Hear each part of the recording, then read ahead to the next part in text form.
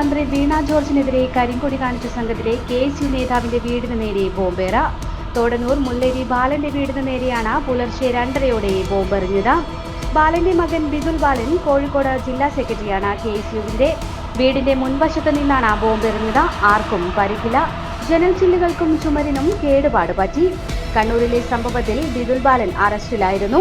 വീണ ജോർജിന് നേരെ നടന്ന ആക്രമണത്തിന് പിന്നാലെ ബിദുൽ ബാലനെതിരെ സമൂഹ മാധ്യമങ്ങളിലൂടെ ഭീഷണി സന്ദേശങ്ങൾ പ്രചരിച്ചിരുന്നു.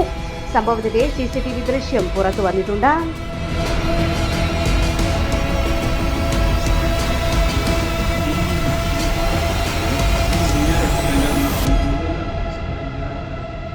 സംഭവം 2:47 സൗണ്ട് കേൾക്കുന്നത്. ഭയങ്കര സൗണ്ടായിരുന്നു. അത് രണ്ടുപേരും കൂടി ഞെട്ടി.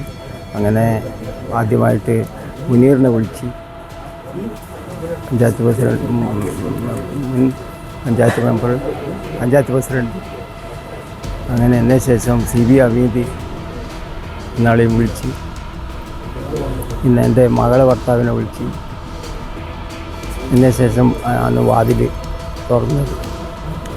അപ്പുറത്തെ അബ്ദുള്ളയും അഹമ്മദാജിയും ഇവരൊക്കെ വന്ന് പിന്നെ പോലീസ് എത്തി. നമ്മളെ കൊല്ലാൻ തന്നെയുള്ള പരിപാടിയാണ് CPM. വിദ്വേഷം നമ്മളെ ഒരു വിദ്വേഷമില്ല. ഇത് തന്നെ മകൻ KSUവിൻ്റെ ജില്ലാ സെക്രട്ടറിയാണല്ലോ. അപ്പോൾ അതുകൊണ്ട് അവിടുന്ന്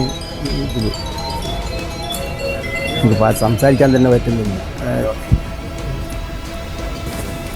കാര്യങ്ങൾ CCTV ദൃശ്യങ്ങൾ കണ്ടാൽ തന്നെ വളരെ വ്യക്തമാണ്. ആരാണ് ചെയ്തത് എന്നും ഇതിന് നേതൃത്വം കൊടുത്തത് ആരാണ് എന്നും വളരെ വ്യക്തമായി തന്നെ CCTVയിൽ നമുക്ക് കാണാൻ വേണ്ടി സാധിക്കും. കഴിഞ്ഞ ദിവസം മുതൽ സോഷ്യൽ മീഡിയയിലും മറ്റും ഉത്തരവാദിത്തപ്പെട്ട DYFIയുടെയും CPMൻ്റെ ആളുകൾ വധഭീഷണി പറയുന്ന തരത്തിലാണ് KSUവിൻ്റെ ജില്ലാ സെക്രട്ടറി ബിദുലിന് നേരെ നടന്ന സൈബർ ആക്രമണങ്ങൾ. വളരെ കൃത്യമായി അവർ കൈകാര്യം ചെയ്യുമെന്നും വധിക്കുമെന്നും എന്നുള്ള വലിയ ഭീഷണി തന്നെ പ്രദേശത്തടക്കമുള്ള DYFI നേതാക്കളും മറ്റ് CPM ഹാൻഡിലുകളിൽ നിന്നും നമുക്ക് കാണാൻ വേണ്ടി സാധിച്ചിട്ടുണ്ട്.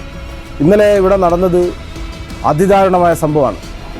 ഒരുപക്ഷെ ആ മുറിയിൽ ആരെങ്കിലും കിടന്നിട്ടുണ്ടായിരുന്നുവെങ്കിൽ ഇന്ന് അവസ്ഥ ഇതായിരിക്കുമായിരുന്നില്ല.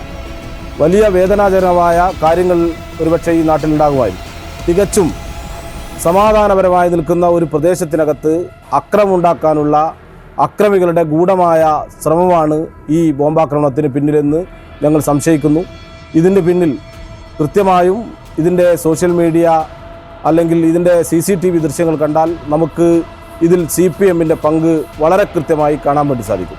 പ്രതികളെ ഉടൻ തന്നെ മാതൃകാപരമായി ശിക്ഷിക്കുന്ന തരത്തിൽ വധശ്രമത്തിന് കേസെടുത്തുകൊണ്ട് ഇത് കൃത്യമായി കൊല ചെയ്യാനുള്ള വധിക്കാനുള്ള തരത്തിലാണ് ഈ ബോംബാക്രമണം ഇവിടെ നടത്തിയിട്ടുള്ളത്.